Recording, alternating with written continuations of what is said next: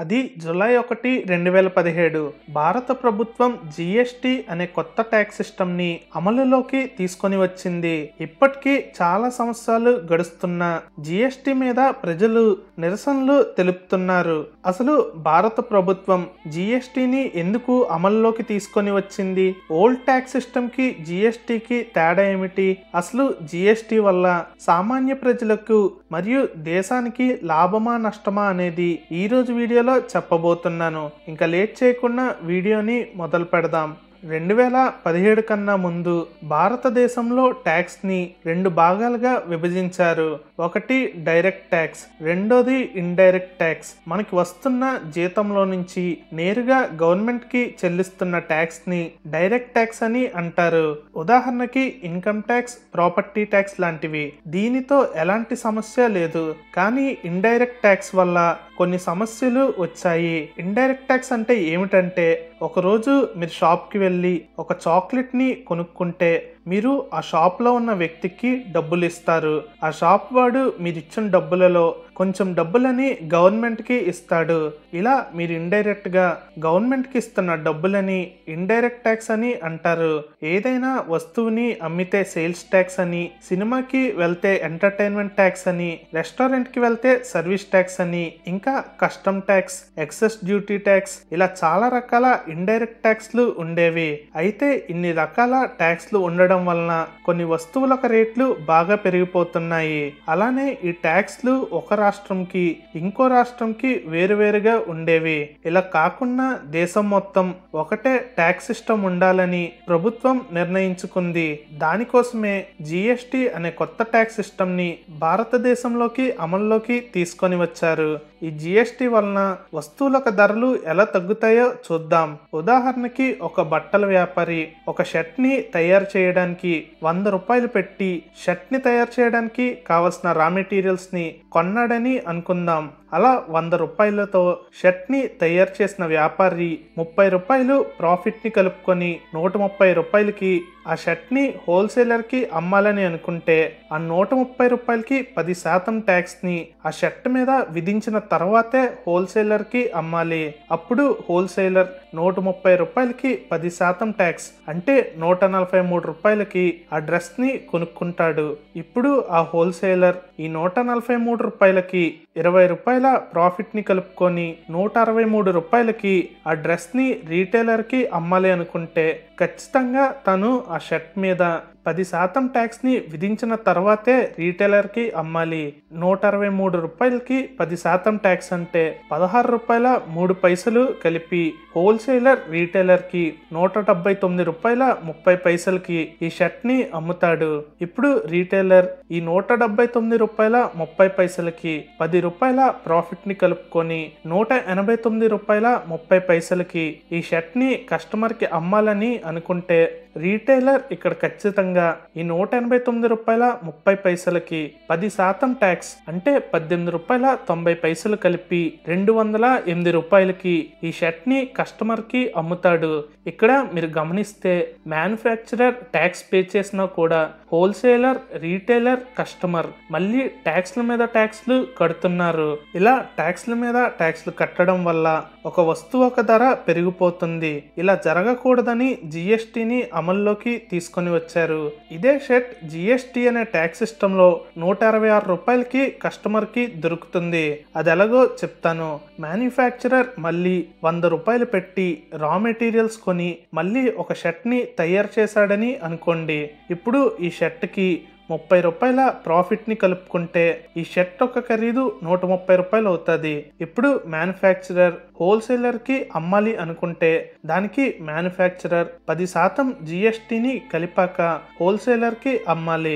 అయితే 130 రూపాయలకి 10% అంటే 13 రూపాయలు కట్టాలి. కానీ మ్యానుఫ్యాక్చరర్ షర్ట్ ని తయారు చేయడానికి రా మెటీరియల్స్ కొన్నప్పుడు రా మెటీరియల్స్ మీద అప్పటికే 10% ట్యాక్స్ కట్టాడు.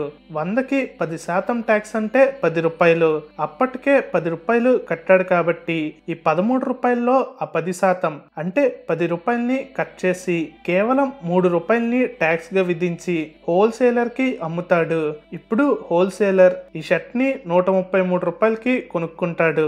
ఈ 133 రూపాయలకి 20 రూపాయల ప్రాఫిట్ ని కలుపుకొని 153 రూపాయలకి ఈ షర్ట్ ని రీటైలర్ కి అమ్మాలి అనుకుంటే ఈ 153 రూపాయలకి 10% జిఎస్టి అంటే 15 రూపాయల 3 పైసల ట్యాక్స్ ని ఈ 153 రూపాయలకి కలిపి రీటైలర్ కి అమ్మాలి.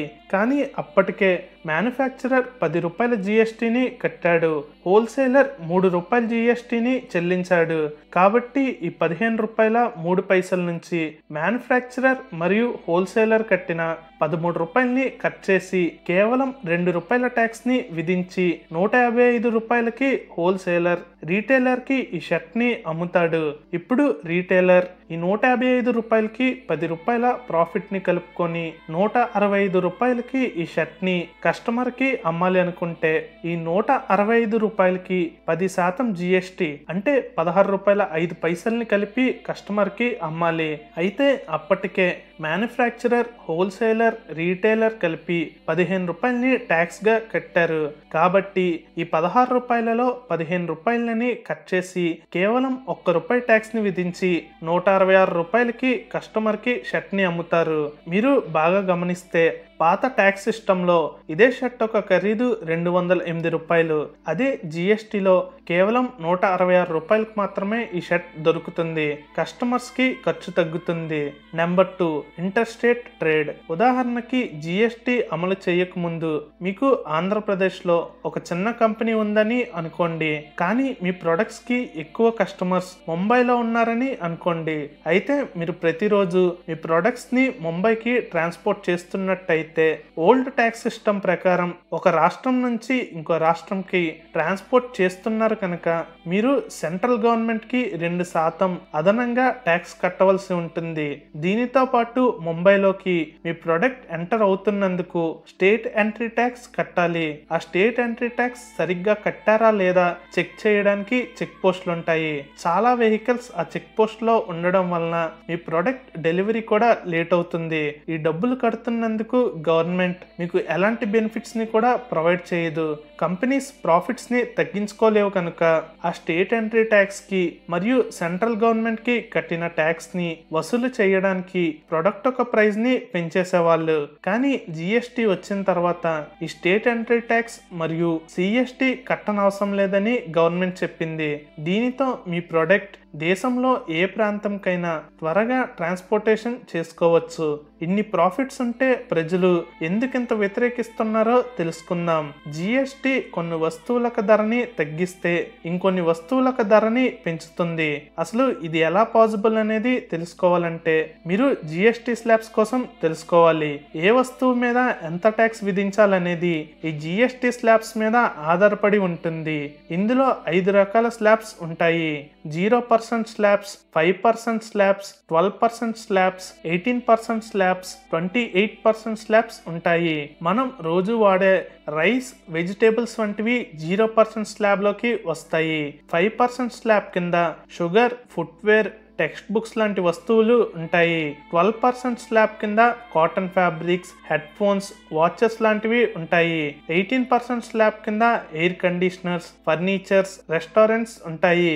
ఇంకా ఫైనల్ గా 28% జిఎస్టి కింద లగ్జరీ కార్స్, లగ్జరీ వాచెస్ లాంటి లగ్జరీ ఐటమ్స్ ఉంటాయి. జిఎస్టిని అమలు చేశాక కొన్ని వస్తువుల ప్రైస్ తగ్గుతూ ఉంటే ఇంకొన్ని వస్తువుల ప్రైస్ పెరుగుతుంది. ఉదాహరణకి ఒక ఊర్లో ఒక వ్యక్తి కుకింగ్ ఆయిల్ ని తయారు చేసి 200 రూపాయలకి అమ్ముతున్నాడని అనుకోండి. ఓల్డ్ ట్యాక్స్ సిస్టమ్ ప్రకారం ఈ 200 రూపాయలకి 12% వ్యాట్ ని కలిపి 224 రూపాయలకి ఆయిల్ ని కస్టమర్స్ కి అమ్మేవాడు. అయితే జిఎస్టి ప్రకారం ఆయిల్ అనేది 18% స్లాబ్ లోకి వస్తుంది. 200కి 18% ట్యాక్స్ అంటే ఆయిల్ ఒక ఖరీదు 236 రూపాయలు అవుతుంది. ఇది ఒక ఆయిల్ కి మాత్రమే కాదు, హెల్త్ కి రిలేటెడ్ అయిన diabetic testing kits, wheel chair, dental products లాంటి చాలా వస్తువులకు ధర పెంచుతుంది. జిఎస్టి వలన కొన్ని వస్తువులకు ధర తగ్గుతూ ఉంటే ఇంకొన్ని వస్తువులకు ధర పెరుగుతుంది. రెండోది స్లాబ్ షిఫ్టింగ్. మొదట్లో ఎలక్ట్రికల్ కార్స్ జిఎస్టి స్లాబ్ 18లో ఉండేది, కానీ ఇప్పుడు జిఎస్టి స్లాబ్ 28లోకి తీసుకొని రావడంతో ఒక్కసారిగా వాటి ధరలు పెరిగిపోయాయి. ఇలానే చాలా వస్తువులకి మొదట 5% జిఎస్టి మాత్రమే అని చెప్పి తర్వాత వాటి జిఎస్టి స్లాబ్స్ ని చేంజ్ చేయడం వంటివి చేస్తున్నారు. నెంబర్ 3, జిఎస్టి కొన్ని ఇండస్ట్రీలకి ట్యాక్స్లను తగ్గిస్తుంటే ఇంకొన్ని ఇండస్ట్రీలకి ట్యాక్స్లని పెంచుతుంది. ఉదాహరణకి కొంతకాలం క్రింద ఆన్లైన్ గేమింగ్ ని 28% జిఎస్టి స్లాబ్ లోకి తీసుకొని రావాలని చర్చలు జరిపారు. ఒకవేళ ఒక వ్యక్తి ఏదైనా గేమ్ ఆడుదామని 1000 రూపాయలని ఆ గేమ్ లో ఇన్వెస్ట్ చేస్తే ఆ 1000 రూపాయల్లో 280 రూపాయలు గవర్నమెంట్ కి జిఎస్టిగా కట్టాలి.